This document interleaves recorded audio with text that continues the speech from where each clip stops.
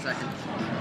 Okay, so hey guys, Tristan here with Yuval Ayalon, hand balancer extraordinaire.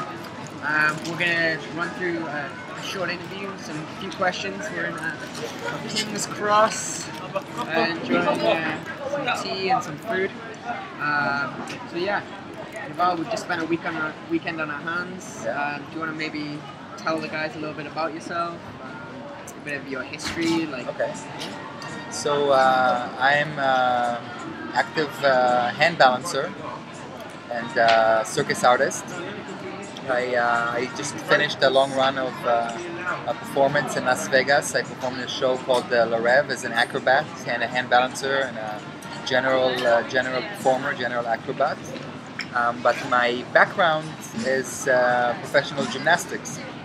I started gymnastics at the age of 8 and competed internationally and in college in the US until the age of 26 when I retired from gymnastics, and took a few years off to figure out what I want to do with the rest of my life. And I found myself going back into movement and to gymnastics, but not through competition, but through the world of circus and performance. And I started teaching in Israel acrobatics to non-gymnasts, kind of open gym kind of style of acrobatics. And I started playing at this point with handstand again, since I was teaching it, and that's when I realized I wanted to experiment a little bit with the one-arm handstand and with more circus-oriented acrobatics.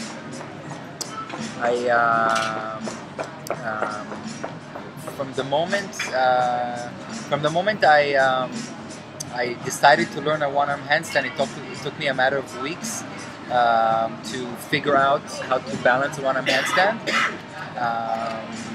But I have been improving it and exploring it ever since with different teachers and different artists, and through daily practice. And it's still going on, and it's a never-ending process. Obviously, the reason why I was able to learn it after such a short period of time is because of my extensive experience as a gymnast and my physical preparation that was built in because of all my background. So it was kind of a shortcut. But after I learned how to hold the one-arm handstand, I decided to go study with a hand balancing teacher, and I got in touch with an old handstand teacher called Claude. You've heard about him before, and took a week-long workshop with him. And I think that's when I made a switch from an ex-gymnast to hand balancer. He basically gave me the kind of like the template for my practice that I do until this day. So you'd say that was the moment you became obsessed with handstand specifically? Yes, and the technique, I try to view the techniques that I learned with him, and this is kind of my standards, aesthetically as well as technically. And of course, through the years, I continued to, most of my practice was by myself, my own practice, but I continued to meet other handstand practitioners and artists along the way, and other teachers, and every person I met and every artist that I worked with also influenced the way my handstands are today, and also how I practice. And it's also something that is evolving as I continue my practice. Okay. Why the handstand specifically? Why not take like creative acrobatics? I mean, I don't know why, but I was since I was not a young gymnast anymore, I was looking for something a little softer on the body. And handstand was something that I was still able to do and to do well. And I also wanted something that I don't know if I realized it at the time. I felt I had an opportunity to master a skill that I didn't master as a gymnast. Okay. So today I have a better aligned handstand than I had when I was a gymnast, which is nice for me as an ex-gymnast and as an artist. Yeah, you can see that after this weekend, so much refinement. It's the little details. Okay, so this question's really for me. Like, this is something that I've suffered with quite a lot, and I think quite a lot of people who learn this stuff as adults really kind of. I don't want to say it's a big part of their practice, but it's something that they have to deal with. Have you had any injuries or personal setbacks that have kind of really affected your practice, like any stagnation or anything like that? Well, I had injuries that are not necessarily related to my handstand work. Since I was performing in a very high intensity as a performer in the show La Rev in Las Vegas. I was doing 10 shows a week of heavy acrobatics, including jumping and landing and lifting and dancing, stuff that I wasn't necessarily familiar with. I had two big surgeries. One back surgery on my lower back. I had a herniated disc that I had to operate on since I wasn't able to continue my performance if I hadn't done so. And the second one was I had a 90% labrum slap tear, a labrum tear that I also fixed in surgery. But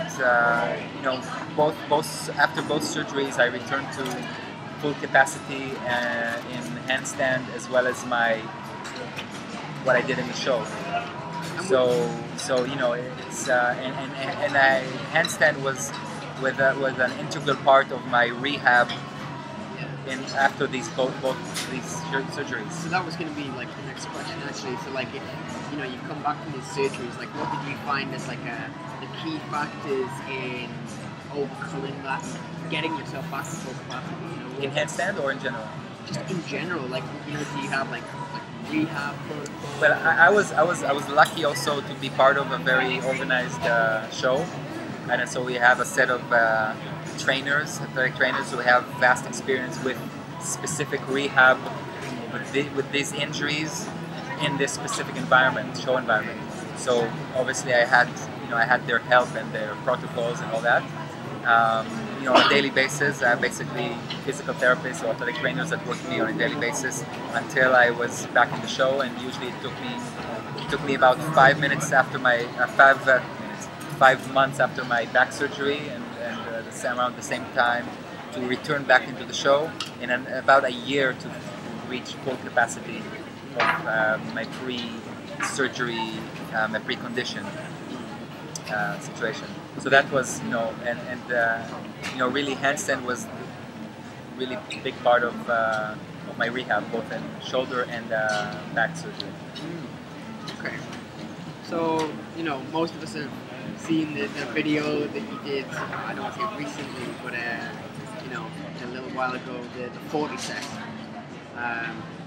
Monstrous capacity, I think everybody agrees. How did that come about? I don't know. It was kind of like my 40th birthday was nearing, and I don't know if it's like a midlife crisis or not, but I said, okay, how can I challenge myself to do something that I haven't done before? And I started playing with the idea of doing a set of 40 skills, 40 presses, and I decided on the 4 presses: the Stalder press, the handstand push-ups, pike press, and straddle press, which are kind of starting with the hardest and finishing with the easiest. And then I gave myself 3 months to achieve this. So I try to prepare for it as much as I can by increasing my capacity, by working on my flexibility, which is very important in these presses, and by different strategies for increasing my workload and capacity, and trying to being able to achieve it. So it was a great challenge and a fun challenge, and So would you say it was more of the aim was more of like a strength-based kind of goal as opposed to like improving an element of your artistry? Yeah, it was a strength. It was a challenge. Yeah, It was a challenge to see how far I can go and if I can also, you know, I was still performing 10 shows a week while preparing for this. So I had to make sure that I don't push myself to a point where it affects what I do in the show, and at the same time allows me to improve from week to week. So I kind of like I trained every day, technique and presses and some and numbers also, trying to reach a certain weekly number of presses. And usually on after the last show of the week, I pushed myself to my limits and went for the big set before my rest day. And then it just improved from week to week, about 2 months of work until I started attempting the 40 set itself. Yeah, accumulate a bit first. Yeah. Okay. So besides handstand, hand balancing, is there any kind of other training that either you do or you particularly enjoy in like within your own training? Since I'm a little limited with time because I have 2 kids and the family, so at this point I'm focusing my training. Most of it is handstand related, hand balancing related, and also investing some time in a bit of artistic search of how I want to present myself on stage. But I do, try to balance it a little bit with some pulling work and some strength work and always flexibility. But for now, that's my focus. Okay. So how often do you train? I train 5 to 6 days a week, between 2 and 3 hours of handstand related work. And would you view that as essential to anyone looking to push it to the level that you're at? It really depends how far you want to push it, how old you are, what are your goals.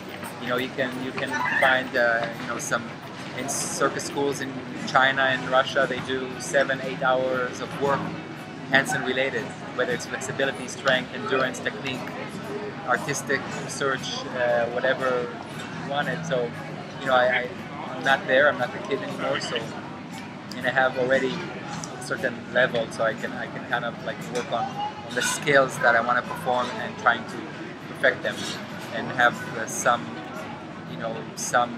strength related goals that I set for myself, like the 40 challenge or a one-arm press to handstand or something like that I wish to add to my practice.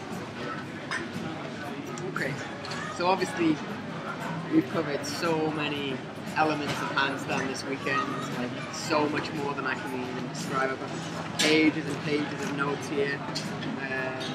But if you had an absolute beginner, someone who has, never been on their hands, say someone who doesn't have a sport and trains that regularly, what would three like essential things that you would, tell them to like either get them started, or 3 kind of concepts that they would need to understand?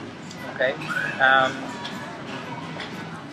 One is practice, daily practice, consistent daily practice. Okay. It doesn't have to be 7 hours a day, it could be even an hour a day, but consistent. To do a lot of research online and in books and wherever you can. And then thirdly, it's really important to at least start your training with a solid base, and usually you can get it through workshops with other hand balancers, teachers, or practitioners. And this is really important. You can save a lot of time, and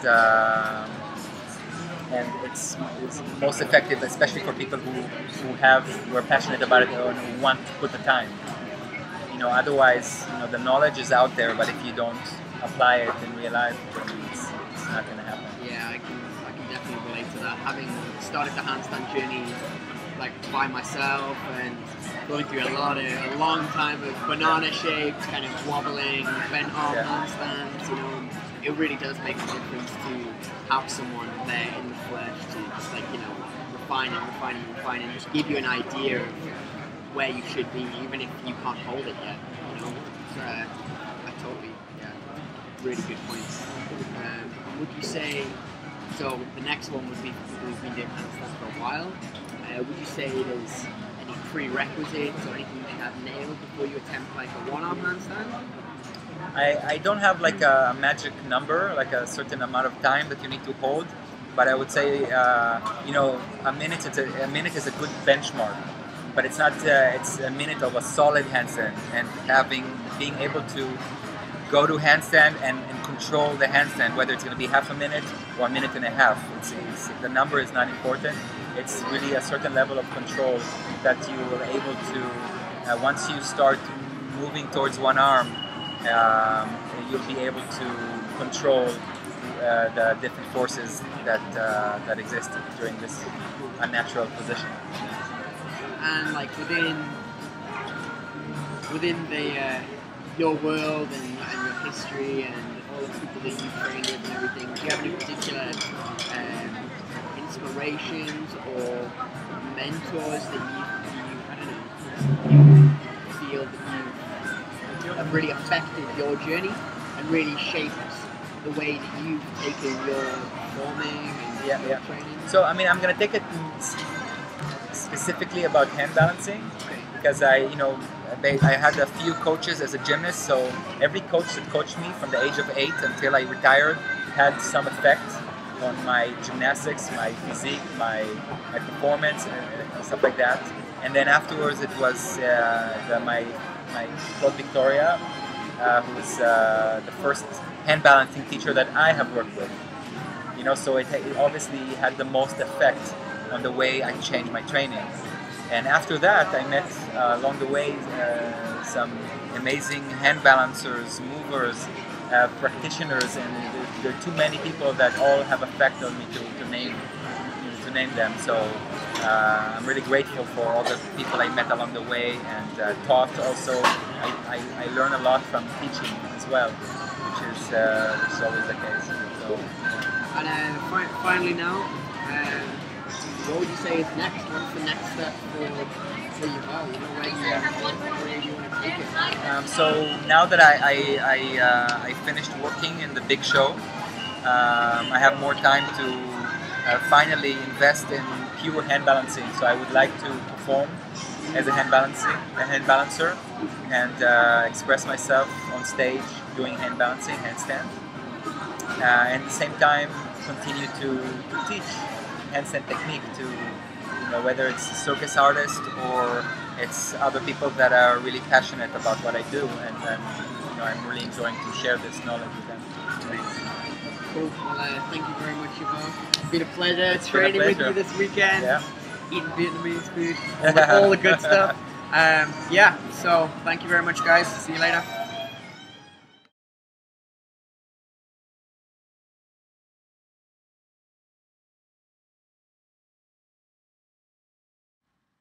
Well, there you have it, guys. That was the interview.